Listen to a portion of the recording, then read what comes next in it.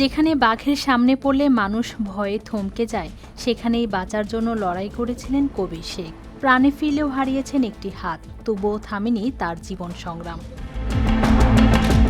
মোহাম্মদ কবির শেখ সুন্দরবন ঘেঁষা বাগেরহাটের শরণখোলা উপজেলার সোনাতলা গ্রামের বাসিন্দা। জীবিকার তাগিদে একসময় নিয়মিত বনে যেতেন কাঁকড়া ধরতে। একদিন হঠাৎই সামনে পড়ে একটি রয়্যাল বেঙ্গল টাইগার। মুহূর্তেই পাল্টে যায় পরিস্থিতি, শুরু হয় জীবন মৃত্যুর লড়াই। কয়েক মিনিটের সেই ভয়াবহ সংঘর্ষে বাঘের আঘাতে হারিয়ে ফেলেন একটি হাত। আমার জন্য এই আটটা যখন ধরছে, তখন হাত এক জাক্কা একটা দিয়েছে, দিয়ে তো আমার লাভ শুরু হয়ে গেছে। যখন লাভ শুরু হয়ে গেছে আমি কান ধরছি বাঘের কান ধরিয়া আমি তো খারাই দিয়েছি, আমার কিন্তু বাঘে আমার শোয়াইতে পারে না। হ্যাঁ, ওখান দেখছি বাঘে যখন লাভ শুরু হয়ে যখন আতুড়ে দিয়েছে, এতে এতে সব জায়গায় আমার দাগ আছে। হ্যাঁ, ওখানে হইলে আমি হইলে হুইয়ে পড়ছি। সঙ্গে থাকা অন্যদের সহায়তায় তাকে উদ্ধার করে হাসপাতালে নেওয়া হয়।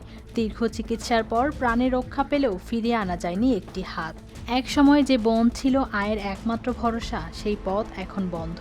শারীরিক সীমাবদ্ধতায় আগের মতো কাজ করা সম্ভব হচ্ছে না। সংসারের খরচ, চিকিৎসার চাপ সব মিলিয়ে দিন কাটছে কঠিন বাস্তবতার ভেতরে। সুন্দরবনে মাছ মারার জন্য গেছিল উদ্দেশ্যে, তার ফ্যামিলি চলে এই মাছ ধরার নির্ভর কারণে।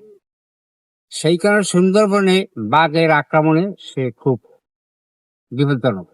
সুন্দরবন সংলগ্ন এলাকার অনেকের জীবনই এমন ঝুঁকির সঙ্গে জড়িত। জীবিকার প্রয়োজনে প্রতিদিন বনে পা রাখতে হয়। কেউ ফিরে আসে স্বাভাবিকভাবে, কেউ হারায় শরীরের অংশ, আবার কেউ আর ঘরে ফিরতে পারে না।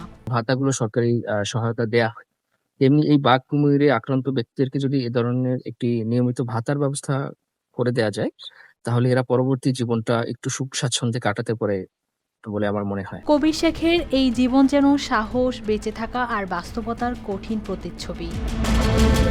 News desk, RTV।